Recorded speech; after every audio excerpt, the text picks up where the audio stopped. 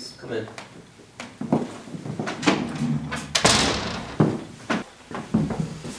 Yes, nice to meet you. Now, I know this is a little unprofessional, a little unorthodox for a principal to be doing an evaluation, but we're in a bit of a crisis right now. So in times of an emergency, me, as the acting principal, can step in and do these kinds of things. So, first, how do you think you did? Wow, let's see, I really don't want to come across as being too overly confident, but I honestly, I think I did a fair job. I do. I kept the kids in line. I made sure that they obeyed all the rules, and overall, I think I ran a tight ship. All right. Well, what about from this kid's perspective? If you were a student, what do you think you would have been like subbing in for Mr. Staley? Well, that's a pretty unusual question. Let's see, if I was a student with me filling in for Mr. Staley, I honestly probably would have hated me. Just, simply because I'm strict.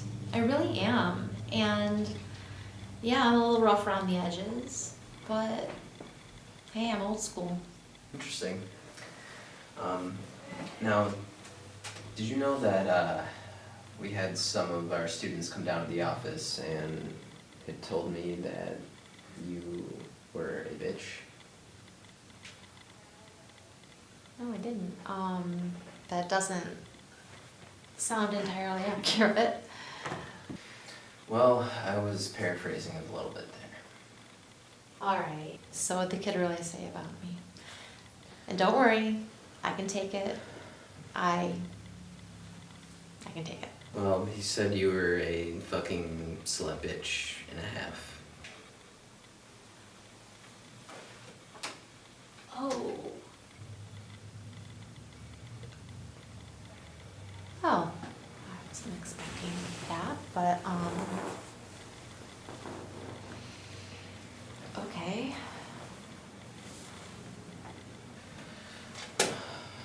Alright, anyways, I'm not going to be counting this against you at all. It's your word against the students. Thank you, I appreciate that. Yeah, so, why don't you just go ahead and tell me your side of the story? My side, okay. Well, let's see. I came into the room, and all the students were on their cell phones, of course.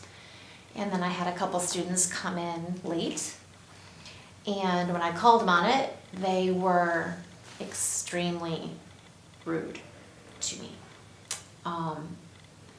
Frankly, I've never been so disrespected in all my life. If I was a permanent teacher in this school, I would say I'd have half a mind to give him another day of detention just to teach him some respect.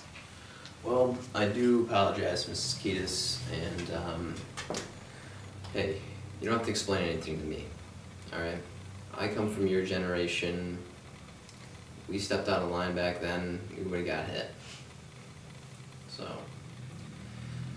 I mean, nowadays, you get so much as a bad thought and you got child services walking on your front doorstep. That's the truth. So, with that being said, you're probably excited and ready to hear what I'm giving you as an evaluation. Yeah, a little nervous. Well, you know what, I'm gonna tell you, you're just like me. A little rough around the edges, and yeah, so in that case, I'm gonna pass you with glowing reviews. Thank you very much. Yes, you're welcome. We really appreciate you, and if we ever need you, we'll keep you in mind. Really? Absolutely. Thank you. Yes. Thank you Well, very, very much. yes.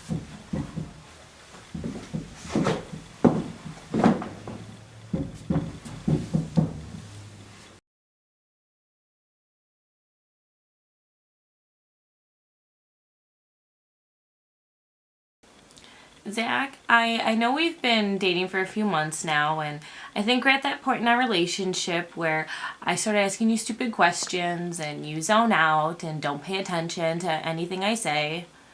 Huh? What, did you say something? Babe, I'm kidding. Come back. I know. I was kidding too.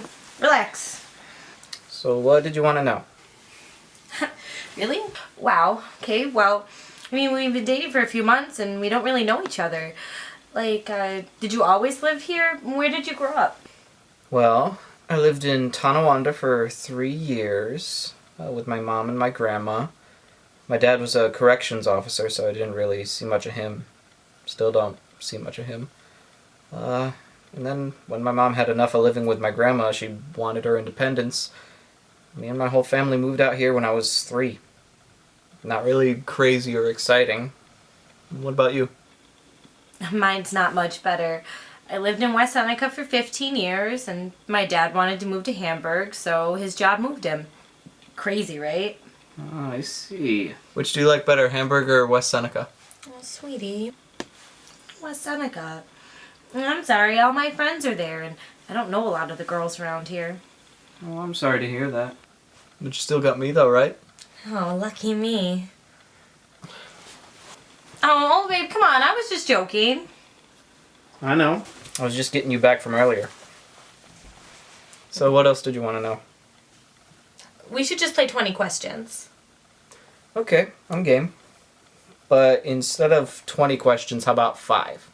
Of like the most important questions. Like, and one bonus one for all the marbles. Interesting. Okay. First question is, what's your favorite color? And then second, what's your favorite movie? 3 and 4, favorite music and artist. And 5 is, what's your favorite thing about me? Like, what attracted you to me or whatever. And, oh, I don't know. Where do you see yourself in the future? Blue, I think, was the first question, right? Because my favorite color is blue. It reminds me of a simpler time. It reminds me of winter. That's my favorite season. What about you? Purple. I like purple. I would say black, but that would be cheating, right? I mean, because black is all the colors, and I mean, that's what they say anyway. That's what who says. Fucking hipsters. Okay. That's fair. Oh, but I like purple. I mean, it's our school colors, and it's dark and brooding like Raven from Teen Titans. Wow. What an emo. I would say fall. Huh? For my favorite season. I love the rain. I love going to bed and listening to the rain hit my windowsill.